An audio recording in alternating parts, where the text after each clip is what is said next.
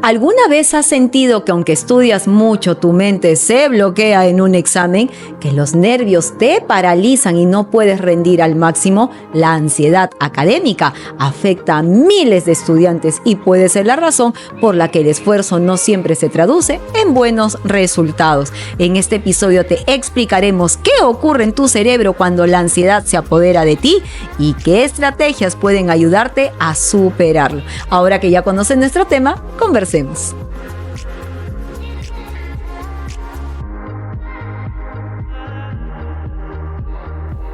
Muy buenos días, muy buenas tardes, muy buenas noches, mamá, papás, docentes que nos acompañan, familia TDAH, comunidad TDAH, bienvenidos a Yo Te Escucho. Te saluda Carla Bocanera, neuroeducadora, tu coach TDAH con superpoderes, dándote la bienvenida al episodio del día de hoy, nuestro podcast de psicología, educación y coaching para empoderar a todos los padres y docentes que desean aprender más sobre la vida de sus hijos y sobre el TDAH, escuchando las experiencias vividas que van más allá de la teoría.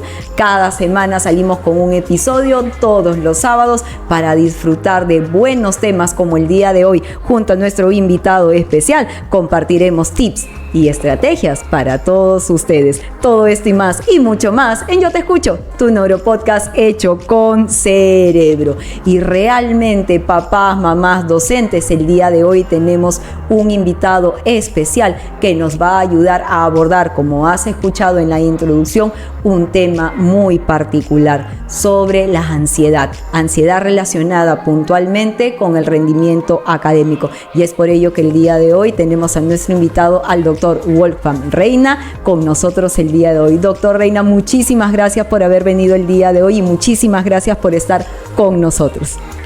Nuevamente, muchísimas gracias a ti, Carla, a todo tu staff, tu equipo y sobre todo a ese público que te sigue a través de todas tus redes. El placer, como siempre, mío.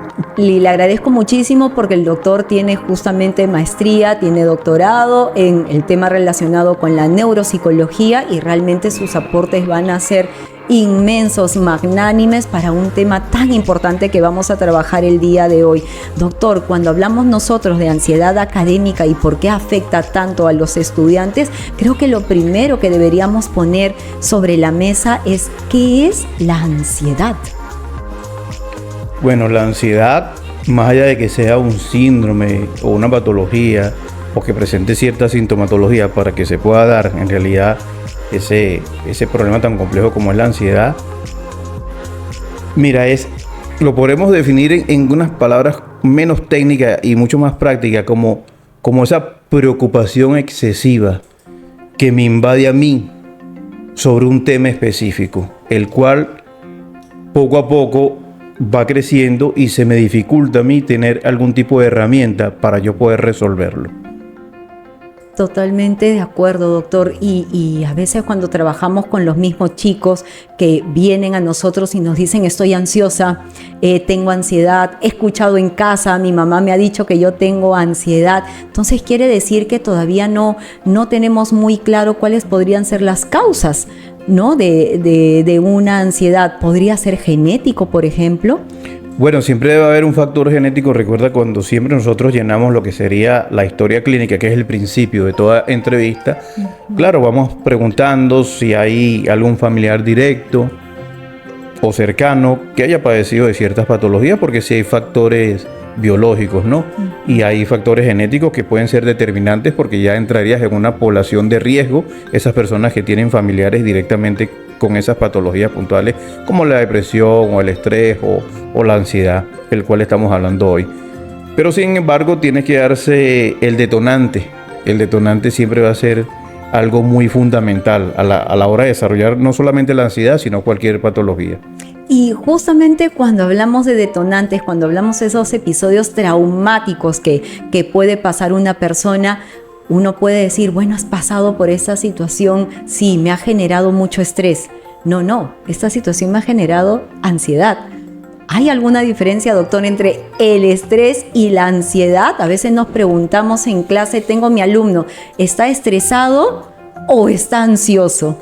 Sí, por supuesto que no es lo mismo definir la depresión, la ansiedad y el estrés, sino que se ha normalizado mucho en este tiempo Así es. tratar de ponerle un nombre muy común a todo lo que nos sucede. Es como un término ya muy generalizado decirle a todo, estás estresado, eso es estrés, pero no. El estrés tiene una sintomatología, la depresión tiene otra sintomatología y la ansiedad tiene otra sintomatología. Pero lo que sucede es que a veces estas tres patologías o tres síndromes se asocian. Mayormente lo que sucede es que una persona cuando no se trata a tiempo la ansiedad, el estrés o la depresión va a convivir con estas tres al mismo tiempo, que es lo que se conoce en psicología o en medicina como comorbilidades. Yo no atiendo una y se generan otras porque estas vienen siendo como unas hermanas muy cercanas. Exacto. Y por eso mayormente ahora se ha muy normalizado en la sociedad de que a todo se le llama estrés. Es que tú estás estresado, es que tú... No, puede ser que la persona esté deprimido o puede ser que la persona esté ansioso, pero no necesariamente tiene que estar estresado. Estresado tiene que ver con ese nivel excesivo de cortisol que te invade el cerebro, entonces te va generando una disfuncionalidad en todo ámbito de tu vida. Por eso lo importante de que la persona asista a cualquier profesional para que descarte. Precisamente la palabra descarte es eso.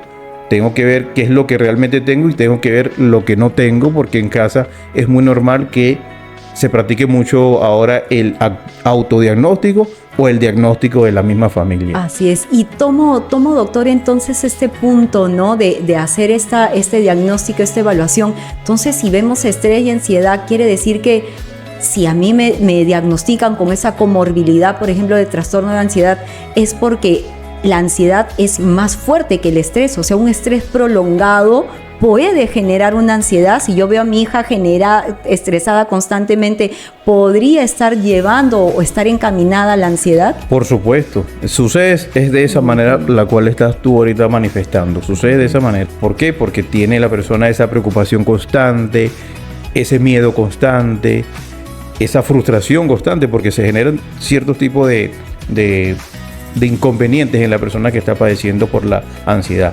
Y es obvio que va a desarrollar otras en el caso de no tratarse a tiempo. Porque todos podemos decir que tenemos un estrés leve o una ansiedad muy leve, inclusive una depresión muy leve. Pero es algo lo cual nosotros estamos preparados para asumirlo y poder lidiar con eso. Pero ya cuando pasa a moderado, grave y crónico, ya se nos ha salido de las manos, ya viene la sintomatología, pero ya muy física, muy evidente. La sintomatología evidente es el cuerpo manifestándote y diciéndote tienes que hacer algo. Problemas estomacales, problemas de sueño, ¿verdad? Mareos.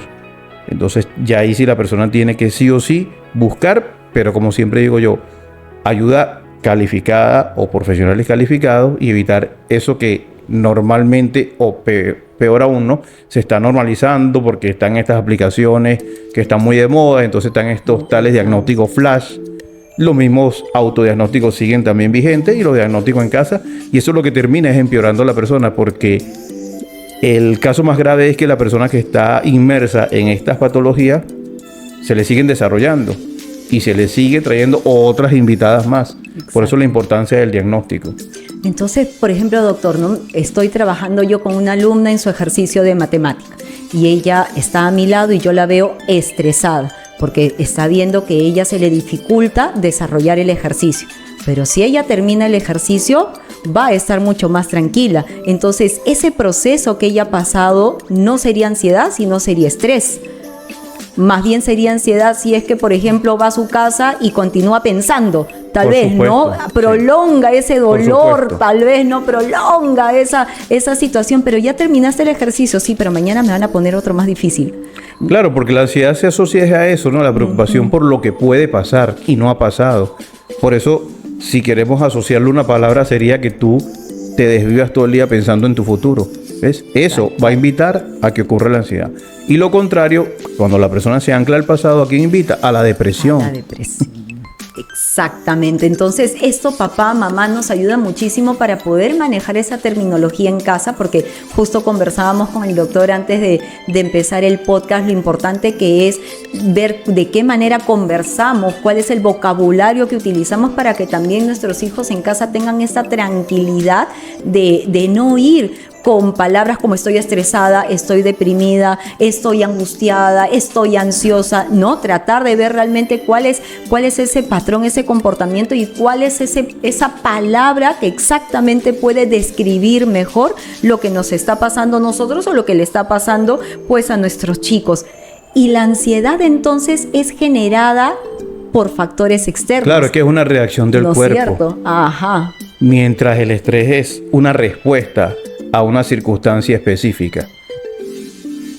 Por eso es que sí hay una diferencia abismal en realidad, sin exagerar, sí hay una, sino que cuando nosotros en la sociedad generalizamos términos, ya entonces vamos por mal camino porque vamos normalizando las cosas y las cosas se van confundiendo. Y en salud no hay que confundir las cosas, porque ya es un tema delicado que puede generar ya algún tipo de enfermedad mucho más grave a nivel ya de medicina. Entonces, si ya empezamos a unir, ya empezamos a fusionar un poco nuestra conversación, si hablamos entonces de una ansiedad académica, quiere decir, como usted dijo, doctor, con este activador, quiere decir de que es un proceso psicológico que está siendo activado por situaciones que están pasando tal vez en el aula, que están pasando al desarrollar una tarea, que están pasando cuando ellos se exponen, por ejemplo, un examen, a una evaluación, cuando tienen retos que cumplir y ellos empiezan a generar una serie de pensamientos, tal vez, ¿no? Acompañados, como usted dice, con estos factores físicos que realmente no les están permitiendo superar algo que tal vez hasta podría ser bastante fácil de hacerlo. Sí, porque una de las cosas que mayormente resulta afectada es la atención. Los estudios te dicen que un 22% de afectación tiene la capacidad de atención o de retención de una persona o de un estudiante en tal caso, ¿no? Hablando ya de la población estudiantil que tienen problemas de ansiedad. Entonces ves que es significativo, porque si yo tengo problemas de retención, voy a tener problemas de aprendizaje. Y voy a tener problemas a la hora de presentar exámenes complejos, porque yo no tengo la información importante para poder resolver ese problema. Tal cual, por eso es que para nosotros, papá, mamá, es tan importante psicoeducarte con respecto al cerebro, porque ya el doctor está hablando de algo que me invita, que me jala a pensar en mis maravillosos TDA. En aquellas chicas, por ejemplo, o chicos diagnosticados con el déficit de atención sin hiperactividad, en donde vemos que realmente hay un impacto significativo en esta parte de la memoria de trabajo. Si la ansiedad impacta justamente en que yo pueda retener información, en un déficit atencional, la gravedad todavía es mucho mayor. Sí, toma de decisiones, atención sostenida. Exacto. Y la capacidad de retención. Imagínate, 3 áreas fundamentales para yo desenvolverme como un buen estudiante. Exactamente, tal cual. Entonces, doctor, para poder hablar un poquito también con los papis en este tema neurocognitivo, ¿no? Cuando nosotros hablamos de memoria de trabajo, de funciones ejecutivas, estamos hablando entonces que la ansiedad es un personaje que cumple un rol de alerta, ¿verdad? Sí. Es un personaje que cumple un rol de ayudarte a saber qué es lo que puede suceder, y entonces no debería ser tan malo, no debería ser un personaje tan malo, porque el ser humano necesita tener los estados de alerta para poder pues saber que el peligro, ¿no? ¿Dónde está el peligro? De hecho, que hay un estudio de eso, de que la población en general estudiantil, pacientes que tienen ansiedad moderada, tienen un 14% de mejores calificaciones que sus pares que no tienen la ansiedad. Entonces sí hay una ansiedad que es buena. Mala es cuando ya se sale de control o que sube los percentiles, ¿no? Y ya pasa a crónica. Esa sí es la que es grave, que mayormente es la que desarrollan, porque como no la tratan a tiempo, se le va de las manos, porque no les puedes pedir a un estudiante, por lo menos en el caso de los estudiantes de secundaria, que piensen como un adulto, que busquen herramientas como un adulto. Si dependen de sus cuidadores, de sus padres, para que ellos puedan poder lidiar y buscar soluciones a todos esos problemas que le están afectando. Aparte que también choca mucho con su proceso de adolescencia, que es un momento crítico en toda persona. Y sí van a estar presentes tanto la ansiedad como el estrés, inclusive la depresión. Eso se ve muy frecuente en la etapa de la adolescencia. Exacto, y hoy en día ya los estudios y las personas que estamos trabajando también en acompañando este proceso, sabemos que realmente ansiedad y depresión en adolescente era un tema que antes no se tocaba, antes no se veía, antes no se miraba, y ahora sí está tomando esta atención debida. Claro, y está tomando una atención debida porque cada vez que celebramos por lo menos, y que no es una celebración, sino es como un llamado de atención, el día del suicidio, vemos que está asociado directamente a esos 3 factores: ansiedad, depresión y estrés. Totalmente. Doctor, y regresando un poquito a la parte del cerebro, la explicación que usted estaba empezando a cuajar con nosotros sobre el tema del cortisol, sobre el tema de la alerta, es porque nosotros en el cerebro tenemos nuestro circuito del miedo, Sí. ¿no es cierto? Sí. Y eso puede estar relacionado Claro. también con el tema de la ansiedad. Lo que pasa es que, claro, el estrés, que es una respuesta ante una amenaza, es bueno. O sea, ese porcentaje de cortisol es adecuado y es bueno porque te mantiene en alerta. Y nuestro cerebro al principio fue formado así, porque venimos de una era donde, ¿verdad?, el ser humano tenía que estar en un estado de alerta prácticamente constante. Claro, a medida que han pasado las generaciones, todo ha cambiado. No solamente la parte física del ser humano, sino también su cerebro. Entonces ya, claro, el estrés que maneja una persona tiene que ser un estrés un poco más bajo. No como en el de esa época, que sí tenía que estar en alerta constante. Ahora, estar en un estado de alerta constante te va a generar ansiedad. Así es. No puedes vivir así. ¿Ves? En áreas donde tienes que tener atención y concentración, no vas a tener atención y concentración. Porque eso, vas a estar en una alerta constante y no vas a tener el foco donde tienes que tener el foco. En la población estudiantil es obvio que se va a ver de manera mucho más evidente, porque va a empezar a notarse mucho lo que sería el fracaso escolar en ciertas áreas o en ciertos cursos. Y justamente hablamos entonces, cuando usted habla de planificación, organización, estamos hablando de la corteza prefrontal. Sí, la corteza prefrontal. Estamos hablando de que hay una falta de comunicación, Sí, que no se llega, interrumpe. ¿no es cierto? Se interrumpe la comunicación. Se interrumpe porque, claro, las áreas de comunicación tienen como unas vías, ¿no? Y a veces suelen saltarse inclusive las vías. Sí. Y vuelve a funcionar el cerebro como anteriormente funcionaba, porque anteriormente funcionaba era de esa manera. ¿Qué pasa también? Tú sabes que se utiliza mucho el término ahorita, desde hace mucho tiempo, la palabra tóxico, ¿no? O toxicidad. No, este ser es tóxico, o esta persona me está llenando con su toxicidad.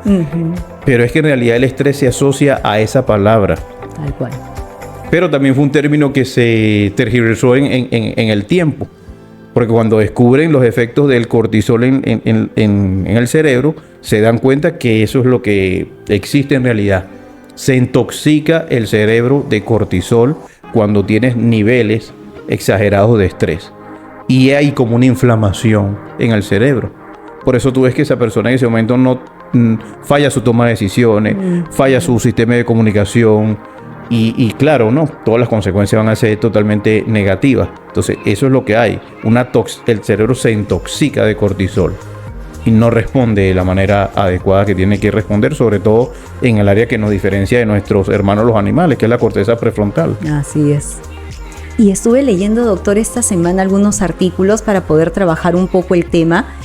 Y estaba leyendo acerca de la neuroplasticidad, que justamente la ansiedad lo que hace es, a mediano y largo plazo, si nosotros, como usted dice, mantenemos esta ansiedad, la sostenemos en el tiempo, nuestra neuroplasticidad ya no va a ser la misma, más bien nuestro cerebro va a empezar a reducir en volumen. Sí, claro. Muchas veces la persona tiene que tratar de ahondar cuando quiere saber más de este tema en literatura científica, porque eso es lo que te demuestra a ti, todos estos estudios, los impactos reales que tienen estas patologías. Hoy que estamos hablando de la ansiedad, sí, una de las cosas que puede suceder es una disminución del tamaño del cerebro, en el caso tal de las personas que lo tienen durante un tiempo ya muy prolongado y a niveles que ya son inmanejables para el ser humano. Recordemos que sí, que hay niveles que son necesarios, pero hay otros niveles que no son necesarios y que se van a convertir en enfermedades que son mucho más complejas, porque el detalle es ese, que no va a quedar ahí, se va a convertir en enfermedades mucho más complejas, porque también puede existir hasta un deterioro cognitivo, que inclusive existe en los estudiantes, un pequeño deterioro cognitivo cuando tienen esa ansiedad ya crónica y empiezan a haber muchas dificultades. Es por eso, porque el cerebro no funciona de la misma manera. Y doctor, y eso impacta si nosotros no vemos entonces estas conexiones neuronales. Quiere decir más también que esta memoria de trabajo no va a tener ese espacio que nosotros necesitamos para almacenar información. Entonces es totalmente válido que cuando un estudiante está ansioso, entonces la capacidad de retener información es mucho menor. Sí, es mucho menor.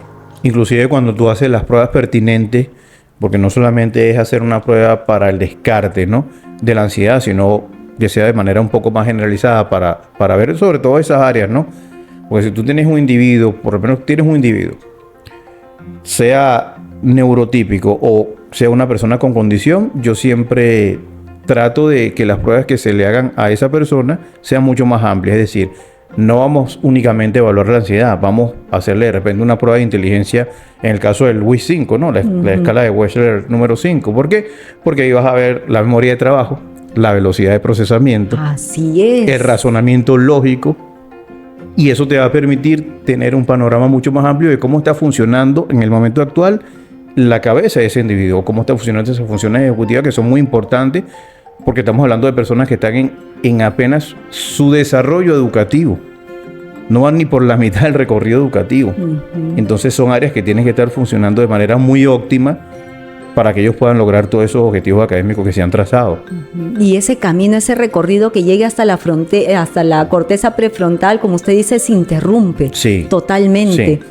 Y algo que, si bien es cierto, no se ve dentro de las evaluaciones clínicas, pero lo converso también mucho con los papás, es cuando nosotros nos llenamos de pensamientos. En el caso de los TDAH, si hablamos ansiedad y rendimiento académico, podemos ir viendo que la cantidad de pensamientos que se generan es muy alta. Entonces, imagínense, papá, que en esa canastita todos los pensamientos se empiezan a guardar. Entonces, ¿qué espacio le das para la información que tu hijo tiene que retener en clase? También es mucho menor. Entonces la ansiedad también genera una situación de minimizar el espacio necesario, y más bien si tu hijo no trabaja en lo que vamos a ver ya para cerrar el podcast, ¿no?, más adelante, el tema de limpiar un poco, ¿no?, de ver cómo manejamos nuestros pensamientos TDAH, pues entonces esa ansiedad que los genera no me va a ayudar a estudiar ni en la clase, ni cuando llegue a la casa, ni por más que yo tenga la mejor actitud, pues no va a funcionar. No va a funcionar, porque todas las personas van a tener pensamientos intrusivos durante el día. Eso es muy normal. Total. La idea es que tú sepas cómo desecharlos, cómo hacer una especie de poda, ¿no? Así es. Porque eso es lo que haces. Tú tienes que aprender a hacer una especie de poda de las cosas que no tienen ninguna cabida dentro de ti. Los pensamientos intrusivos o negativos es algo que le va a suceder a cualquier tipo de persona. No hay diferencia entre un neurotípico y una persona con condición. Es lo mismo para ambos. Pero sí o sí la persona lo que tiene es que tratar de buscar herramientas o adquirir herramientas para ver cómo no deja que esos pensamientos le ganen y sepan lidiar con eso. Porque siempre va a haber ese angelito aquí al lado tuyo diciéndote el no, el mira o el analiza. No. Exacto. Hay cosas que uno tiene que ir aprendiendo a dejar de lado. Y eso es una especie de poda, ¿no? Para los que ya entiendan esta terminología. Poda es sesgarlo. Así es. Porque el cerebro lo que quiere es almacenar nueva información. Así entonces es. Va a tener que hacer esa poda. Y de hecho, para que ocurra esto que tú mencionas de la neuroplasticidad, tiene que ver con una poda. Así es. Hay podas que hace el mismo cerebro de manera muy natural, pero hay otras que tenemos que hacerlas nosotros. Exacto, por eso es que a veces cuando tenemos a los adolescentes en el salón y a veces nos dicen es que no lo recuerdo, es porque efectivamente no lo recuerda porque ya está en su poda, ya está en su poda neuronal y vamos a tener que hacer una recapitulación porque esa información ya se fue Así para generar otra nueva. Y por ejemplo, me pongo también nuevamente con algunas chicas TDA que a veces me comentan, Carla, yo a veces simplemente cuando estoy ansiosa estoy en blanco. No pienso nada, simplemente me desconecto, simplemente me voy. La ansiedad puede producir a que ese viaje en blanco sea mucho más prolongado, porque a veces simplemente no generan pensamientos, te dicen, no he pensado en nada, simplemente es pizarra blanca. Se bloquea inclusive haciendo un examen. Hay personas que te dicen, mira, no, me bloqueé, se me olvidó todo. Y es así, no es papá, estoy bromeando, mira, no hijita, si puedes, ¿cómo me vas a decir que te has bloqueado? ¡Qué barbaridad! No, sí efectivamente, sucede. Científicamente es así. Está comprobado, sí sucede. Y doctor, entonces, justamente como usted dice, ¿qué estrategias? Entonces, ahora sí realmente vamos. ¿Qué estrategias pueden ser efectivas para manejar la ansiedad académica? Yo creo que lo primero que hay que partir es que la persona tenga un diagnóstico. O sea, lo primero que hay que partir es que la persona tenga un diagnóstico. Al tener el diagnóstico, vamos a ver no solamente la ansiedad, sino que otras áreas también vamos a tener que trabajar con esta persona para disminuir eso, para disminuir la ansiedad y aumentar su funcionalidad en otras áreas donde la misma ansiedad haya calado. El segundo punto sería establecer también individualidades, ¿verdad? Yo como docente, como profesor, ya tengo de repente un diagnóstico de un alumno y ya entonces mi proceso sería individualizar de repente evaluaciones, hacer algún tipo de adaptación psicoeducativa para que la persona vaya mejorando y vayan disminuyendo los niveles de frustración y obvio que entonces la ansiedad va a ir desapareciendo en mediano plazo, porque estas son cosas inclusive de mediano plazo. Pero sí la intervención educativa va a ser fundamental para que ellos también puedan dejar esta patología mucho más rápido y que sea leve como la que tenemos todos nosotros. Pero los planes individualizados, esa evaluación inicial, son pasos que no se deben saltar. Son prácticamente pasos que son fundamentales. Otro también es que la persona en ese proceso terapéutico que vaya realizando, le enseñen ciertas técnicas, por lo menos una de las más famosas, que es la respiración diafragmática, te ayuda mucho a bajar esos niveles de ansiedad. Es ese stop que se puede tirar la persona. Inclusive en adultos lo hacen. Cuando tú tienes un trabajo muy estresante o muy generador de ansiedad, te tomas tus 10 minutos para tú hacer tu respiración en un espacio privado o en tu mismo sitio de trabajo. Pero es para eso, para recuperar tu funcionalidad. En el caso de los estudiantes también. O sea, si tú tienes un estudiante con ansiedad crónica, dale por lo menos espacio de 10 minutos para que él practique su respiración diafragmática y tú lo vuelvas a ver mucho más ahora metido en las actividades escolares. Mayormente está comprobado científicamente que los seres humanos no sabemos respirar. No sabemos respirar. Porque eso va conectado con la arritmia del corazón. Entonces la respiración diafragmática precisamente lo que hace es eso, que tú vuelvas también a recuperar esa simbiosis entre tu respiración y la arritmia del corazón. ¿Ves? Si tú tocas el corazón de una persona que tiene estrés o ansiedad, vas a ver que está acelerado. Y con la respiración tú vas a ver cómo poco a poco vuelve a bajar esos latidos o esa arritmia. Entonces sí, la respiración sería que tú con el diafragma que tú vas a respirar. Tú inhalas, exhalas, pero lo tienes que hacer por espacio de segundos. Puedes empezar por 4 segundos. Y ya cuando vayas dominando la técnica, entonces tú vas aumentando ese espacio, ¿no? 5 o 6 segundos. Correcto. Pero lo tienes que hacer 3 veces o 4 veces. Esa inhalación y sostener ese tiempito unas 3 o 4 veces. Durante un lapso de tiempo, que serían 5 o 10 minutos. ¿Ves? Porque qué importante, doctor, cuando usted lo comenta, porque efectivamente en el tema de la arritmia y en el tema del flujo sanguíneo está también comprobado, y unos estudios que leí esta semana, que cuando la corteza prefrontal también tiene una adecuada irrigación, entonces realmente podemos tomar buenas decisiones, resolver problemas, pero cuando nosotros estamos ansiosos y estamos estresados, este flujo sanguíneo ya no es el mismo, entonces también la oxigenación también es distinta y ahí el cortisol es donde gana todo el lugar para el cerebro y bloquea absolutamente todo. Entonces en esos procesos de respiraciones diafragmáticas también estamos llevando ese oxígeno que queremos para que el cortisol le diga adiós a nuestra corteza. Claro, para que baje y ya la persona pueda funcionar correctamente. Porque recordemos como lo que dijimos al principio, ¿no? Recordemos que estrés, respuesta ante una amenaza. Total. Entonces, si estoy presentando un examen cargado de ansiedad y de estrés, no lo voy a responder. Entonces, quiero escapar. Quiero escapar del salón. Exacto. Es lo que sucede en el estudiante. Pero si el cerebro nos dice, doctor, quiero escapar del salón y yo estoy trabajando en mis técnicas para poder superar mi ansiedad, quiere decir que otra estrategia puede ser, ahora cambia tu frase. Exactamente. Modifica tu pensamiento. Sí. ¿Qué podrías decirte si es que viene ese pensamiento y dices, me quiero ir de aquí, quiero pararme de la silla, quiero dejar este examen, no entiendo nada? ¿Cómo varío la frase? Claro, porque cuando estamos hablando también, aquí recordemos el punto de los pensamientos intrusivos o negativos. Claro, una de las maneras de cómo combatirlo es cómo yo me hablo a mí mismo, cómo yo también me doy ese ánimo, cómo yo cambio ese lenguaje de programación, porque todos venimos con un lenguaje de programación donde se ha insertado de repente ciertas frases a lo largo del tiempo, y sí, hay personas que lo tienen como que muy marcado. Pero eso es algo que se puede revertir. Claro, un TDAH... El no puedo, el no soy capaz, claro, el examen me va a ganar. Es como un abecedario que tiene el TDAH de muchos términos, que tiene que ir desechando porque están muy arraigados ahí. Entonces tú vas cambiando tu lenguaje por uno que sea más afectivo, más positivo, de mucho amor propio. Y claro, en un momento determinado, inclusive vas a ver adultos con estas técnicas hablándose a sí mismos, que muchas personas lo confunden y dicen, oye, este se está hablando a sí mismo, ¿qué pasa con este? No, es que es la herramienta que él aprendió y está utilizando para revertir algo que sabes que le está haciendo daño en ese momento. Y es obvio que si te ganes un examen, es obvio que te empieces a dar ánimo de esa manera, ¿no? Hablándote.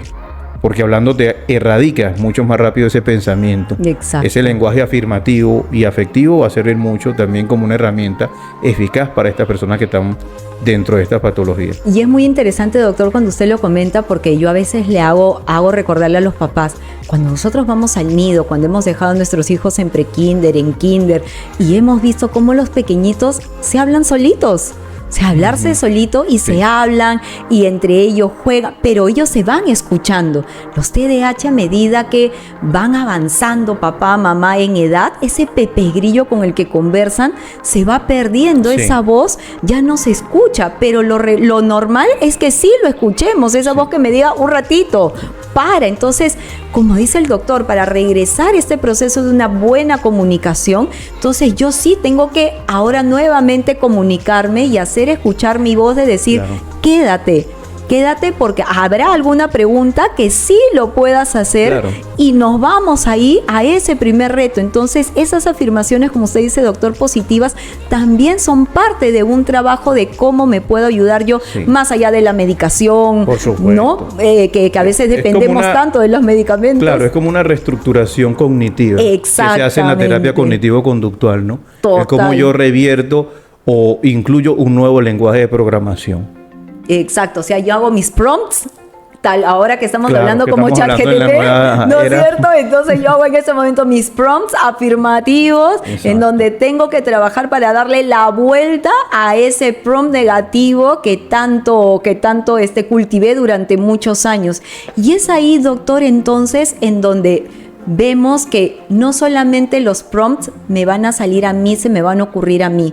La gente que está a mi alrededor, las personas que me rodean, también son un factor fundamental para mí. Entonces, ¿cuál sería el rol de los padres? ¿Cuál sería el rol de los docentes para poder generar estas frases o este comportamiento? ¿Qué podemos hacer nosotros desde nuestra área para ayudar a minimizar el impacto de una ansiedad relacionada justo con rendimiento académico? Creo que el primer paso sería tener una comunicación mucho más fluida. La comunicación fluida es la que nos permite en realidad saber cómo está una persona. Cuando hay una comunicación fluida, afectiva y efectiva, entonces sí, la persona está mucho más abierta a contarte las cosas. Ese es el principio para nosotros poder ayudar a alguien. No vamos a adivinar cómo se siente el otro, porque sabemos que hay familias de repente disfuncionales o simplemente donde no hay una buena comunicación, entonces esta persona se va guardando, esta persona que tiene la aflicción se va guardando muchas cosas. Entonces lo primero es partir por tener una comunicación efectiva y afectiva. Y ahí entran los profesores y todas las personas que estén interactuando con la persona que tenga la aflicción. Lo segundo es, ya conociendo y sabiendo la manifestación del problema, ser un poquito empáticos, también traer con nosotros mucha paciencia y tratar de nosotros también adquirir herramientas que nos permitan a nosotros ayudar a esa persona. Así es. Porque esa es una de las responsabilidades que también tengo yo como adulto responsable de alguien. Adquirir herramientas para poder ayudarlo en determinados momentos, sobre todo en los momentos donde esta persona va a tener dificultad. Y cuando hablamos de la etapa por lo menos escolar, entre escuela y secundaria, son etapas difíciles donde hay cambios hormonales, hay cambios de conducta, hay situaciones particulares, reacciones inclusive particulares. Entonces el padre actualmente tiene que estar muy preparado, tiene que tener muchas herramientas para poder lidiar con esas situaciones, porque al fin y al cabo tu hijo siempre te va a ver como lo mejor. Siempre te va a ver con esa imagen de que tú eres la persona que va a tener esa solución, aun cuando no te lo diga. Eso está comprobado científicamente que esa referencia va a ser muy marcada. Así es. Entonces es entenderlo de un punto de vista más asociándolo a la palabra responsabilidad. Yo, como soy responsable de ti, tengo el compromiso de buscar herramientas para ciertos eventos que van a pasar en cualquier momento de tu vida. Por eso es que los papis deben estar preparados con esa carterita de frases positivas, porque Sí. algo que tienen que hacer es validar el esfuerzo. Le han dejado 10 ejercicios, ha hecho 5 por sí solo. A ver, no serán tan perfectos o no habrán sido los 10 que hubieses querido, pero los ha tratado de hacer lo mejor que ha podido. Entonces ya conseguiremos ayuda, ya veremos cómo hacemos, pero por lo menos ese paso hay que validarlo. Entonces, como usted dice, esa comunicación que vaya positivo hacia el esfuerzo, hacia ese circuito de recompensa, que los TDAH todavía lo tienen más acelerado, Muy marcado, claro. muy marcado. Entonces eso también va a ayudar a que minimice la ansiedad. Sí, un ejemplo sencillo, mira, para que entiendan los papitos y todas las personas que están ahí detrás de las cámaras escuchándonos el día de hoy, no es lo mismo decirle a una persona, lo hiciste mal o lo has hecho mal, que decirle, ¿crees que lo puedes hacer mejor? Te acompaño, ven, para que veas que sí lo puedes hacer mejor. Es que suena totalmente distinto. Animas a la persona a sacar ese potencial que tiene. Exacto. Y sí es verdad, tenemos ahorita mundialmente el problema, creo que a la cual nos enfrentamos como sociedad, es la comunicación. No sabemos a veces comunicarlo porque nos ganan las emociones. No sabemos a veces hacernos entender porque nos gana de repente la misma ansiedad, el estrés o lo que estemos padeciendo, o la situación o el factor externo. Pero si nos damos un momento para reflexionar y entender que la comunicación es indispensable para poder calar en todas las áreas de nuestra vida, creo que vamos a cambiar mucho, no solamente en cuestiones de hogar, sino también como persona. Exacto, porque nosotros tenemos que tratar, cuando damos frases positivas, tienen que ser aquellas que den esperanza. Cuando yo le digo, lo hiciste mal, lo corté, ya Sí. no hay esperanza Lo de frustra. volverlo a hacer. Entonces el chico se frustra porque dice, ya aquí quedé, no hay manera. Pero cuando tú lo moldeas de la otra manera que usted lo dijo, doctor, tú le estás dando la esperanza de decirle a tu hijo, mira, te puedo ayudar yo, mañana lo puedes ver en el colegio, pregúntale al profesor, te mando una nota diciendo, hiciste tu mayor esfuerzo, pero necesita terminar de completarlo con ayuda, ¿no? Tal cual, pero ya le das la esperanza de que hay un cambio. Así Entonces es. creo que la comunicación tiene que ir hacia esa línea de formulación. Así es. Y poco a poco eso también ayuda a que haga el cambio que mencionamos anteriormente, que es mi lenguaje de programación. Exacto. O sea, si a mí me tratan de esa manera, yo también voy cambiando la manera con la cual yo me hablo. Totalmente, doctor. Entonces, papá, mamás, hagamos un resumen que nos establezca estos puntos importantes que hemos trabajado. Primero, como dijo el doctor, qué importante es identificar primero los síntomas para poder ver en un diagnóstico si realmente estamos pasando por una situación de estrés, si estamos pasando por una situación de depresión o estamos pasando por una situación de ansiedad. Lo primero es hacer esta evaluación. Luego, ajustar nuestras técnicas. Todo trabajo o abordaje que hagamos desde casa, los docentes particulares, los docentes de la escuela, el abordaje que hagamos también con nosotros mismos, tiene que ajustarse. Tenemos también que tener en cuenta que técnicas emocionales, las técnicas de respiración, los pensamientos positivos van a ayudar muchísimo en el proceso. Hay que entonces tratar de ver y acompañarlos de manera académica en optimizar pues también las estrategias de estudio, todavía en los hábitos de estudio. Por ejemplo, hoy en día tenemos, como dijo el doctor, departamentos psicopedagógicos, departamentos pedagógicos que nos pueden ayudar a regular y a ver que tal vez puede hacer, es mucho ejercicio, tal vez hace menos, los más puntuales, pero son los mejores. Tal vez hay mucha lectura, un plan lector diferente, alternativo. Entonces, todo elemento que nos pueda ayudar a reducir el estrés, pues va a estar, y en este caso la ansiedad, pues va a estar muy bien. Y de ser requerido, como el doctor comentó, el apoyo emocional, el apoyo psicológico, el apoyo clínico responsable también es fundamental.